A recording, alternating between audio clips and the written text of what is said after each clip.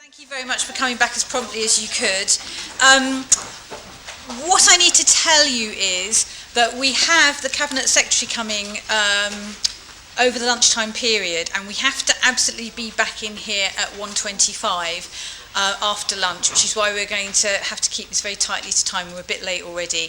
And the reason for him having to come and go so swiftly is that he's returning to Parliament for what's known as condolence session. I don't really know what that is, but anyway, so we're a little bit tighter on time than we thought. So I have to ask you to please bear with us and to come back here from the lunch break at 1:25 so that the Cabinet Secretary can be here with us. So without going on too much, I'm going to shorten the introductions. Our next witness is Geoff Tansey. He must be almost as old as me, because it says here he's been working as a consultant and writer on food policy issues for almost 40 years. He works with the Joseph Rowntree Trust. He's currently an honorary research fellow at the Department of Peace Studies at Bradford University. He has, his books include The Future Control of Food, A Guide to International Negotiations and Rules on Intellectual Property, Biodiversity and Food Security. It makes him sound like an expert to me. So over to Geoff.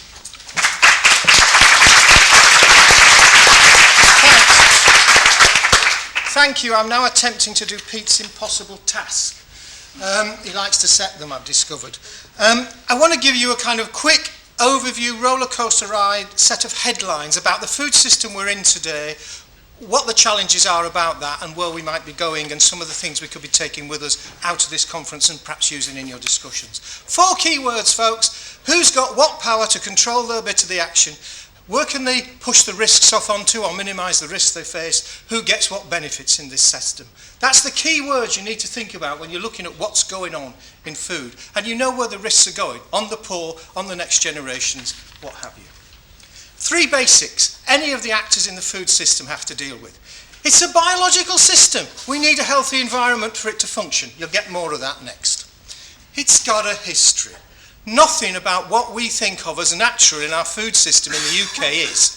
It's linked to a whole history of global restructuring over millennia, but most recently 500 years of Europeans restructuring the world to suit themselves. That's over.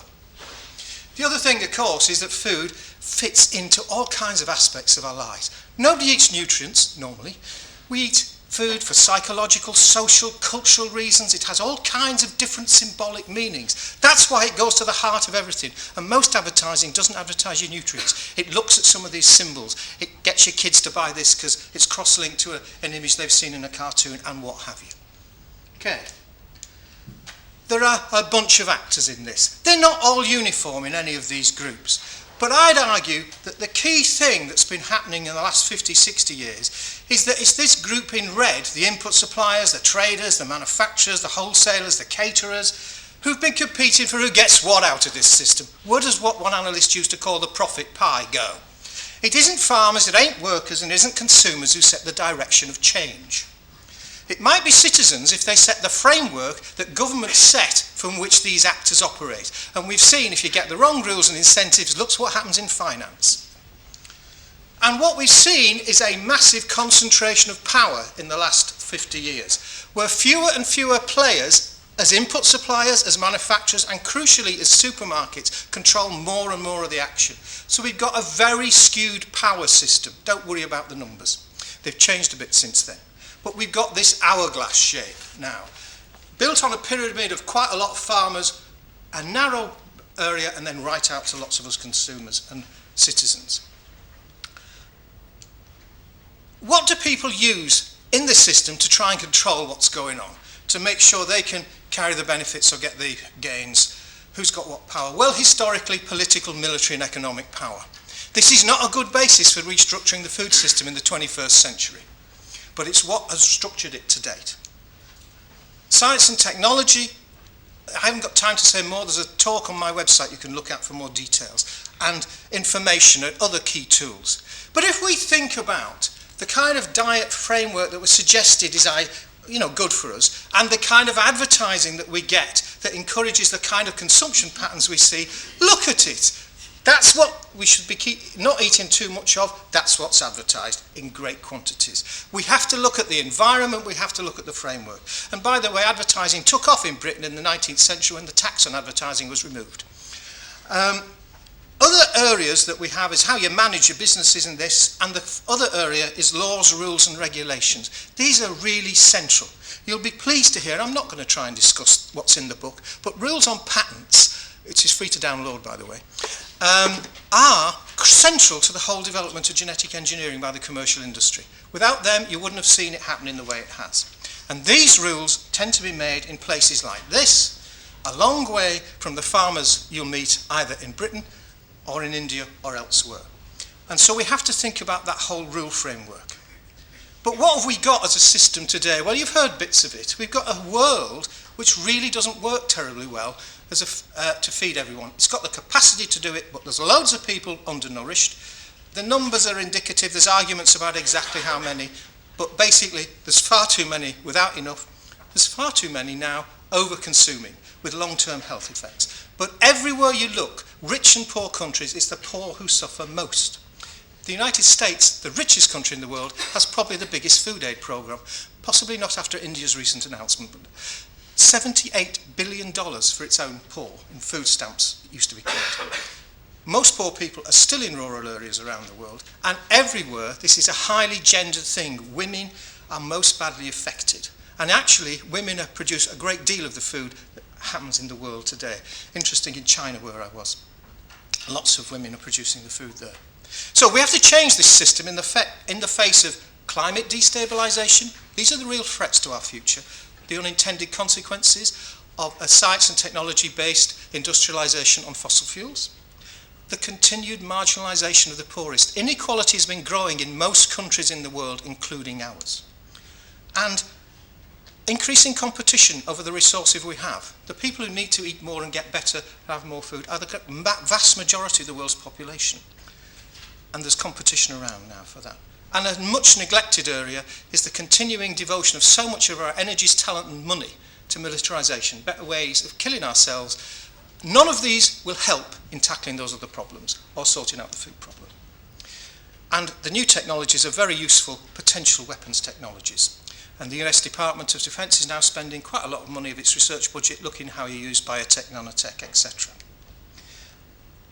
Okay, so that's the kind of big background picture. There's been a lot of concern, especially since prices went up in 2008, about what do we do for the future. Lots of different reports. Agriculture at the Crossroads is a big report, multinational, many scientists involved. The one on the right is from the UK, one from France. I want to skip those. You'll get more, I think, from them probably later. The one I want to stress is this boring one in white, which comes from the Standing Committee on Agricultural Research in the European Commission. And they basically suggest, and this is a caricature, look, we're faced and offered two futures, folks. The one future says, look, we're clever, creative creatures, we'll find a technology fix to whatever we've got. Lab-based meat, you name it, we'll come up with it. We'll re-engineer the planet. Economic growth, as we understand it, that's the way we have to keep going. Demand, by the way, just happens. It's what economists call exogenous to the system. And by the way, I would also suggest we'll be a new kind of corporate, almost feudal-like relationships, having a license to listen to music, plant your seed, do what you do. The other caricature of the other strategy for the future is, look, actually, we've gone too far. What we need is what sufficiency. All we need is enough for a good life. Rethinking what prosperity means. We need to have the ecological balance. We need to build on the fantastic diversity in human societies and ways of managing environments and creating cuisines. And we need equity built into this system. An inequitable world is not a safe one, and it ain't going to work long term. That means we have to think about how do we change systems. We have to think about what are the levers and what can we do to change systems. And that means we have to think about innovation. Now, today you'll hear innovation. Innovation, do you know you live in Innovation Europe? We are this is the mantra for Europe. And you hear innovation all the time, usually thinking about technologies. We actually have to have innovation, local, institutional, political, social, economic, legal. Why is it that utility companies are allowed to charge a poor person more for their electricity than they are allowed to charge you who can pay a direct debit? That's a rules-based thing. That's an institutional change. The next thing we need to think about are what are the kind of leverage points that we can use to bring about change. Now, Donella Meadows, who wrote that book, Thinking in Systems, picked about 13. We've got the least effective things to bring about system change, which is essentially putting the sticking plasters on the problems the system creates. That's what food banks do. And that's what many of the things that you see do. And that's where a lot of energy goes. If you really want a big change in the system, you have to look at the rules and the incentives, the punishments and constraints. You have to think about who's got power over them to change them. Look what happened in the financial system when you give a whole set of incentives. Look at what the buyers' incentives are in supermarkets for how they get promotion. Look at those kind of things, and are they the right things that are going to deliver what you want? You have to support the capacity for self-organisation. That's the ability to change and evolve and respond. And that's what a lot of people in this conference are involved with. And a lot of those things in the 50 things that you do that the Nourish produce, that's about self-organisation. It's also about being very clear. What's the goal of the system? We can feed everyone fine in the world today, and with 9 billion, if our goal was to use the land resources of the planet to feed everyone. But we also want to produce food, feed for animals, biofuels, fibre for clothes, great massive consumption of those. So what's the purpose? You need to be clear what the goal is if you're trying to understand how the system needs to shift. And then we need to think about the whole mindset, the paradigm. Shifting that can help change all the rest. And that's what we're seeing in a lot at the moment. We're seeing an ideological shift in the paradigm for Britain and a lot of countries that says inequality is fine. We have to say there's got to be a shift. 3 big areas where we need changing paradigms and practices. Frankly, capitalism as we know it, kind of casino capitalism, state capitalism that we're seeing today isn't fit for purpose for the 21st century. We've got to have an economics that's based on the ecological realities of the planet. We need farming systems that have to progressively move away from our fossil fuel dependency-based models. And we actually have to rethink consumption patterns. And that takes you into the distribution of wealth and power. So those are the kind of big picture areas into which we need to fit and look at what we're doing. Now, I'm going to use my trusty prop to help think about action. Whenever you go to something like this, people say, well, what should I do? What can I do? Well, let's think about action in 4 dimensions. One dimension is who acts. Individuals in community, and corporate actors, governments, institutions. To what end is their action directed? Well, I have the 4 R's. This is taken from different people, Colin Tudge and others. Revolution, reform, renaissance, that's the same as self-organisation, and resistance. Then what levers are you trying to use if you're seeking any of those action? And we just talked about the levers. So now I've got a 3-dimensional space if you extend my straight lines into a cube. And that's the volume that we all occupy in our lives. And within that, there's things to do with time and who has power and control. And that ain't linear. That shifts and moves. Globally, we're in the biggest shift that we've seen in hundreds of years, and it's barely begun. Nationally, we're seeing a shift in power from the success at the end of the Second World War in wresting power from the establishment in Britain and spreading wealth out a bit more, back almost to the old days. Now, what I want to suggest is, if we think about what's gone on in food, if we understand that there's really nothing very fixed about this, and Pete pointed it out, I think, in his first talk, things could all be different. These are fictions, the rules that we make up, the laws we make up. It's like living in a Harry Potter novel, except it's not for entertainment, it shapes what we do. All the institutions we've got are shaped and created. We can recreate them. They can be reshaped. And they are being reshaped. And the future ain't fixed. Don't believe any projections to 2050. Imagine a bunch of people in Edinburgh in 1910 telling you what 1950 would be like. They might have got the First World War. I doubt they'd have got the rest. We can be much clearer about how the physical Earth system is going to respond to the way we've changed the planet's dynamics than we can how human societies with our current structures are going to respond. And our historical evidence suggests we'll do it badly unless we do it very differently. So we do have opportunities to make it different from the current trends. But we have to look beyond the usual recipes, which are about let's get a new technology. Technology can alter the parameters in which we can work, But unless we're clear about what the goals are and what we're trying to do, they won't necessarily make it better economically or socially or any of the other ways. The other thing that matters is trust. Trust in the institutions and the people and others between you. And that's one of the lots of things that's happening at a local level, is trying to get connections between people so they can look each other in the eye in markets and have some trust. Now, everywhere I've been around the world, and I think most of you didn't see the slides we had at the beginning rolling, there are people taking action at different levels. The group on the top left are some farmers in Ethiopia working on plant breeding with breeders in their own environments. There's been all kinds of really interesting things done in Ethiopia and composting and improving the conditions. You've got illiterate village women. It sounded a bit like, I'm not saying the same things, but like in Govan, or wherever it was in Glasgow, you've got local people taking control of the media, saying their own, talking truth to power. You've got people looking at seeds, and you've got seed control. So everywhere around the world, there are things happening. What we need to do is connect those dots and look at where we fit in that cube and try and make some connections. The biggest paradigm shift, I'd argue, is recognising that this is home, folks. This is the local. There ain't nowhere else to go. But the other great thing is we all have a really big perspective, back 100 years to our grandchildren, grandfathers, and maybe forward to our grandchildren or our friends' grandchildren. Thank you very much. There's a lot more stuff on my website, including a talk about the food system, and many more to come. Thank you.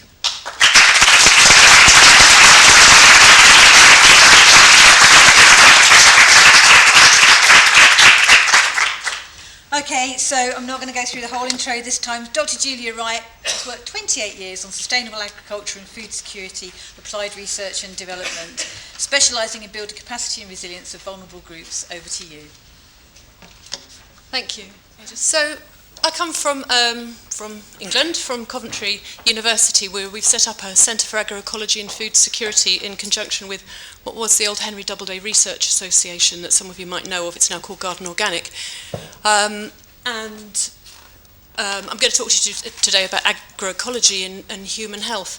And the first thing is really to describe what agroecology is about, because it's been used in different countries and continents for quite a long time, but it's just gaining more sort of power in the UK.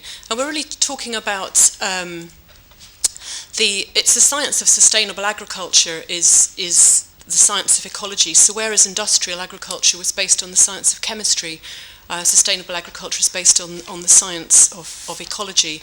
And it's not just about agricultural approaches, but it's also a social movement. So there's a large social movement in southern countries. Via Campesina, the global peasants movement, talks about agroecology, and you've probably heard a lot more about it.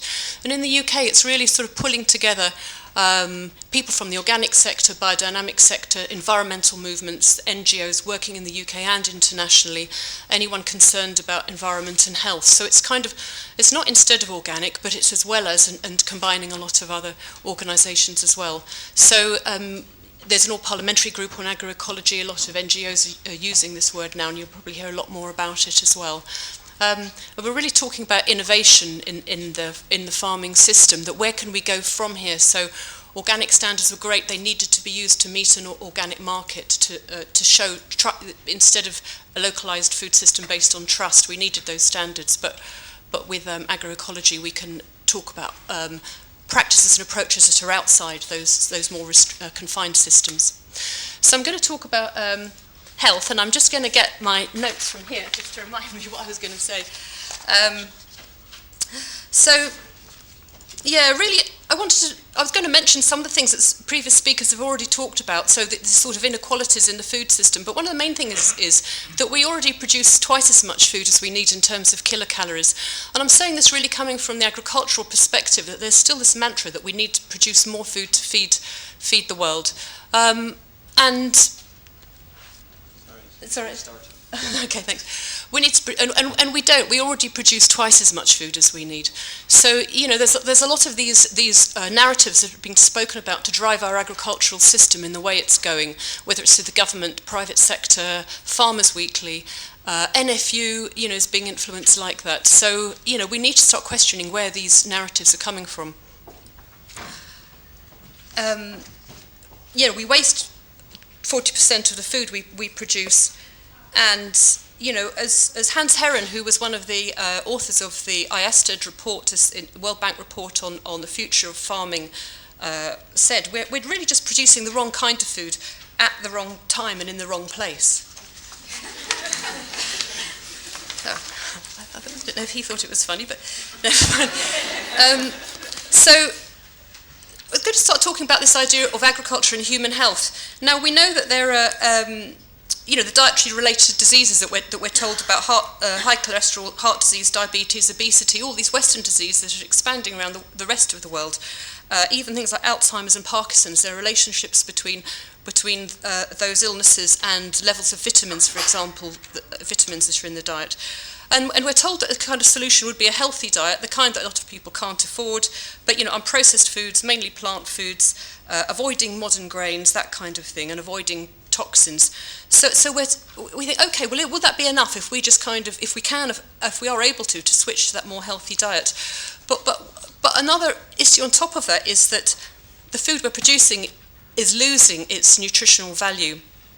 And I know, as Geoff said, we don't eat for nutrition, but this is this sort of dripping away of our health. But over the decades, of the nutrient content of our foods decreasing. So since the World War II in 1991, a couple of studies in the UK and now more in the States have shown that there's a decline in mineral content of our fruit and vegetables. For example, copper has decreased by 76%, zinc by 59%, and I'll show you a table showing that. So it's our farming practices which are actually decreasing the nutritional value of our food, and that's because of the way we're treating our soils. Thank you. So I'll just whiz through to that slide.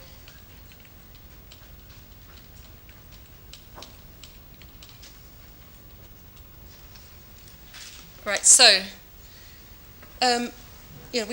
We have this issue that it's about hardware farming as well, and we don't notice this overnight. So you don't eat food the next day and realise that you're feeling worse, but this happens over decades. And because there's a relationship between soil, plant, and human health, which the Soil Association has always gone on about, and the organic movement. But starting off with the health of the soil affects the health of plants and livestock, which affects human health. And things that are affecting soil health, of course, are things that are out of our control in some respects, in terms of light, temperature, the weather, the sort of issues on the left, abiotic factors. But the biotic factors that we can control, a lot of our farming practices that affect it. And how healthy we are could then feed back into how we're treating the soil. So, there's a feedback loop there. And if we're talking about a decline in vitamin and mineral content, there's discussion and there's evidence that it could be because of the way that we're using a lot more annuals now rather than perennials. So the annuals have shorter roots and they're not able to access the kinds of minerals in the soil that may be deeper, that we're using agrochemicals in our soils rather than organic manures. So we're not feeding the soil with those nutrients that it needs.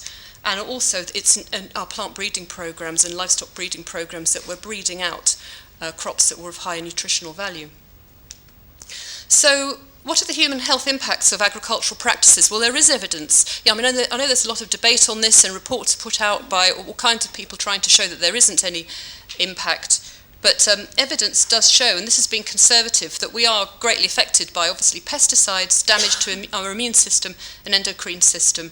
The pesticide poisonings, about 25 million a year. It's very difficult to get current figures for this, but we rely on old World Health Organization figures. And that's really in southern countries. So we don't see it so much here because we have better methods we can afford gloves and appropriate equipment to spray pesticides with. So that's why it's not so high here. But even the impact of the BSE. And when we're looking at alternatives, we often look at organic in trials. It's often organic foods which are used as a trial of an alternative, because we know in organic systems they are following standards that are recognised. So we can access those foods to use in trials. So you'll usually see, compared with organic foods, but foods grown agroecologically would be the same. So there's organic foods have a 3 to 4 times lower risk of contamination with pesticide residues. We're talking about industrially produced foods don't show any human health benefits over organically produced. That in itself is quite interesting that the food industry doesn't talk about. Whereas whatever the debate may be, organic food trials do show that there are positive impacts in terms of higher levels of vitamin C, certain minerals, antioxidants, amino acids, and also in animal feeding trials. It's difficult to run trials with humans, but when animals are put in feeding trials fed on organic versus industrially produced food, it's their reproductive health which always shows as being better, their growth rates and general resilience. So, in terms of biodiversity as well, industrial farming systems have accounted for 75% of the decline in species diversity. And then, this relates to the diversity in our diet. So, what are we eating? Food systems, the kind of food we get in supermarkets, is based on a very small number of crops, actually. Maize, soybean, wheat, things like that, and different vegetable-based oils. So we're eating a very low range of diversity, and that is then reducing the kind of nutrition that they were actually taking in. But the problem here is we don't have an enormous amount of evidence. It's difficult to do these long-term trials over generations. There's little funding for research into this. And it's also partly about our belief systems and what we believe we're meant to be researching on. So you'll look for much more interesting detail about this in, say, the biodynamic movement, which has done research, often not even translated into English, which they have a different paradigm, something you probably know. And so they're actually analysing things that we don't even recognise as being important. So, and then trying to sort of understand what is the relationship between what goes on in the soil and in relation to human health. And it's quite difficult to sort of track this because of the lack of data. But first of all, there's a genetic dilution effect, as I mentioned earlier, in terms of plant breeding. So we're breeding higher yielding varieties, but at a cost of a decrease in, say, for example, in wheat, their protein content and mineral concentration. Then, thank you. Then there's a really interesting relationship between the application of pesticides and the natural resilience of plants. So when you apply pesticides to a plant, the plant doesn't produce its own natural insecticide that it would otherwise produce if an insect landed on it. Now, those insecticides are actually antioxidants for us. So then we don't get the antioxidants in the plants that we would otherwise get. So along with many other things, applying pesticides affects our human health, not just because of the ingestion of pesticides, but the other impacts it has on a plant. And then another example would be fungi, mycorrhizal fungi in the soil, which actually act like plant roots and help to take up a wide range of minerals from the soil into the plant. And applying chemicals affects the health and the availability of those fungi. So we are impacting, the nutritional content of our food in the way we farm.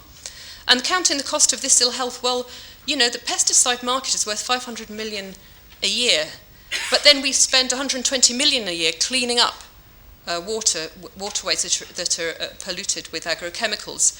The NHS spends 6 billion a year dealing with the impacts of poor diets. And yet industry is making 364 million a year on selling vitamins and mineral supplements in the UK. And in the south, costs are even greater. I mean, the Gates Foundation is spending 160 million a year developing biofortified crops to try and to sort of redress this lack of minerals or vitamins. So who benefits from this? And this is something that Geoff has clearly sort of pointed out. But if you're starting with farmers who are being encouraged to use agrochemicals and higher yielding varieties so that they can farm in a way that's in a style of industrial monocultures, then they are producing less healthy crops and livestock. And that means they need more agrochemicals to keep production, to keep yields up. But the less healthy crops means less healthy humans, and that means that humans need these vitamins and mineral supplements, which are being sold to us by agri-food business, pharmaceutical companies, and those companies can also sell now biofortified crops and biofortified seed varieties on license to the farmers again. So, who's benefiting in all of this? Anyway, so increasing the affordability and accessibility of more nutritious foods, how can we do that? Well, for a start, there's lots of really exciting new agricultural approaches, agroecological approaches that we're learning about that are coming in from Australia, where they've had to deal for years with drought, with really difficult drought situations, and now we're encountering more droughts in the UK and climate change effects.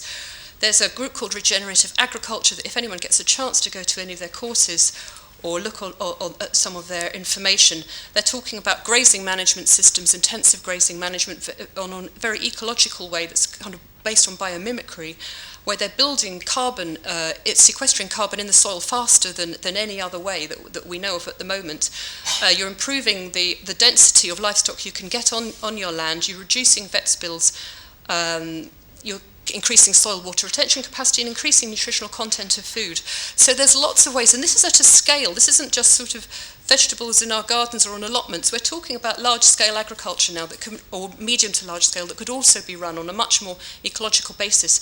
And there are ways in this system where people can get involved in farming without actually having to own land themselves. There are alternative methods now of doing that we know of, where they can rent land and be trained up just to manage a herd on other people's land. So there's all kinds of alternative strategies. They are available now. And then localising food systems does mean we reduce our transaction costs, which should, in theory, if we weren't sort of tied into this economic system, mean that food could be cheaper than it is. And finally, I just mentioned, I don't know if any of you know this, about other ways, include the Wholesome Way Foundation, that in the USA, that they're providing a fruit and vegetable prescription program for vulnerable families to access sort of those foods, and then farmers receive the vouchers and then are able to redeem them. So there's a way even through the medical profession that people could get access to more healthy food. So just to say, just a quote at the end, that the environmental movement only exists as long as we see nature as being external to ourselves, which was by Arne Næss. And you know, it is this idea that if we see that we are more connected, there is this strong relationship, then we start to realise it's not an us and them situation, that we are the environment. Thank you. Thank you.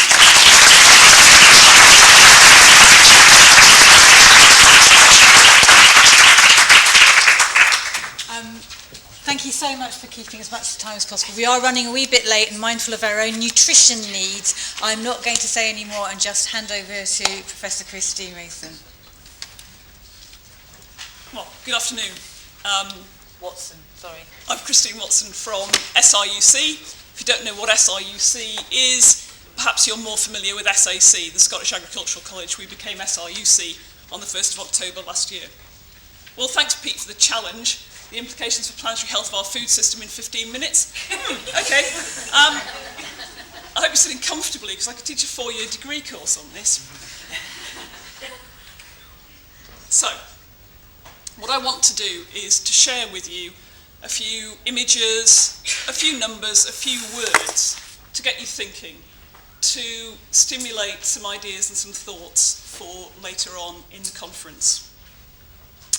I think you're all familiar with what it says at the top there, about a threefold challenge now faces the world, about matching the rapidly changing demand for food with population changes, ways that are environmentally and socially sustainable, and ensuring that people no longer go hungry. More interesting on the slide, I think, is this bottom part, which talks about the challenge requires changes in the way food is produced, stored, processed, distributed, and accessed, that are as radical as those that occurred during the 18th, 19th and 20th centuries. In other words, all of us in this room, and everybody we know, influences this in some way. I've picked half a dozen topics. I'm going to show you and talk to you a little bit about a few things in each of those topics. They may seem a bit unrelated. I'll try and link them together in a story, but really this is aimed to stimulate what goes on in the rest of the conference. I think Julia actually started by talking about waste as well. It's estimated that 30 to 50% of all food produced on the planet is lost before it reaches a human stomach. That's pretty frightening, and it's also an opportunity. It's an opportunity for us to do something, and to do something which actually seems as though it might have some relatively simple solutions. This is from a report produced by FAO, and I've chosen cereals as an example, but the report actually covers a number of other commodities as well. And each of these bars represents a different area of the world. So here we've got Europe, North America, and then going into Asia and Africa, and along to Latin America. And what this shows is the amount of waste at different parts of the food chain. So the red is actually the losses in the consumption part. So that's the losses in the household. And you see the very, very different balance between the loss at the consumption between Europe and, say, sub-Saharan Africa or Southeast Asia. And in many of the less developed countries, there are many more losses in the kind of post-harvest areas, and in fact, in the agriculture as it's produced in the field. So again, there are lots of places at different parts of the food chain where actually relatively small changes could make quite a big difference. Local food. This is a photograph taken on a street corner in Beijing. At the next corner of the street, there was a pile of cabbages as big as a caravan, and people coming along on their bicycles, buying a cabbage, putting it in their bicycle basket, and cycling home with them. And that perhaps is about local food distribution. But we belong to a global food society. And actually that's true, it's true of organic farming as well as conventional farming. It's a global food system. And when we move commodities around the world, we're all familiar with the concept of air miles, my little chap down on his aeroplane down there. We're familiar with the concept of air miles, but every time we transport food around the world, we take carbon, we take nutrients, we take water around the world. Quite often, commodities are moved and then they're processed in a different country. So the waste that comes from processing doesn't go back to where the food was produced. So what we're doing is we're distributing fertility from something produced in one country, moved to another to be eaten. The waste doesn't go back. How do we go on working in a system like that, where we're taking soil fertility away from one place and potentially enriching another, or not, as the case may be? Of course, what we eat does drive what happens in the food system. We did a piece of work earlier this year for the European Parliament, where they were interested in how we reduce the dependence of Europe on imported soya. I mean, trade, of course, is not in itself a bad thing, but if you are destroying the place where that soya comes from, then potentially it is a bad thing. So what this does is it looks at the last 50 years and says what's happened to our consumption of beef, poultry and pig meat. Beef is the white area at the bottom. So the consumption of ruminant meat hasn't changed that much. But if we look at pigs in the light grey and poultry in the dark grey, we see the enormous increase in pig and poultry meat. What do pig and poultry eat? They need a lot of protein, they eat a lot of soya, hence fueling the import of soya into Europe. And despite a number of policies to try and get Europeans to grow more homegrown protein, most of them haven't really worked. The thing is that then impacts on the food system that we have and on the types of farm that we have. Gosh, that's done some strange things to the pictures here, but what happens in this, these are pictures taken in Brazil, where we've gone from native vegetation to soybean and GM maize. And then what happens after that is you ruin the soil fertility doing that, and then you end up with this really sort of scruffy, horrible pasture producing not very good livestock in soils that have become very deficient in lots of nutrients. And what's the answer? Well, people like this, the answer is agroforestry. We're now seeing people going back and saying, how can we improve that system in Brazil? So what we're eating in Europe is having a knock-on effect elsewhere. But in Europe itself, what we've landed up with is a very disconnected food system in terms of livestock and crops. And what these two figures show, that the green is crop production and the brown is livestock production. And basically, dark colours represent more farms. It's very simple. There's a lot of brown in the west and a lot of green in the east. And we've seen this kind of separation of livestock production from crop production. If we could reintegrate it, it's a massive thing to do, but if we could think about how we reintegrate and bring crop production and livestock production closer together, then we stop shipping around enormous quantities of feed and we have a use for our manure. Seems like quite a good solution to me. Soils. Perhaps one of the most important of our non-renewable resources, but they don't often make it onto the list of non-renewable resources. In terms of our lifetime and the lifetime of our children and grandchildren, soil is non-renewable, about a centimetre every 100 years. And we tend to think of soil degradation as somewhere that happens somewhere else. We don't do that kind of thing in Britain, do we? But I mean, this is data for England and Wales produced by Cranfield University last year. The cost of soil degradation, about £1.2 million a year. Soil erosion, that's a picture taken in the hills, not very far from the Costa del Sol. And you can see the results of massive overgrazing in the past, and this big sort of chasm you've got here in the soil. And of course, when we lose soil, we lose nutrients, we lose carbon, and we lose biodiversity. It won't happen in Britain. There we go, that's Scotland. Quite similar, really. That's erosion from water, washing our soils away. That could have been prevented by good agricultural practice, by keeping the ground covered, by having smaller fields, by having hedgerows, lots of ways. We also see in Scotland, particularly, this is the Moray Firth area, very sandy soils, massive fields producing carrots. That's wind erosion. You can blow away the topsoil, take with it your carrot seed, and block the local road. And then it costs the taxpayer, because somebody has to go and clear that road. Whereas if the sand had stayed on the field in the first place, it wouldn't be a problem. And here we can see sort of wheel marks in a cereal field, not very far from here. This is this year, took this photograph about 2 weeks ago. There are the tram lines going up and down, vertically up and down a hill in a cereal field. The ones that come across diagonally are last year's tram lines, showing the compaction in that field. And when the soil is compacted, you reduce yield very quickly. Farmland biodiversity. There's a very simple relationship between the amount of biodiversity we've got and the intensity of agriculture. It's due to the intensity of management practices, the abandonment of many practices that we had in the past, and also very much to the simplification of our landscapes.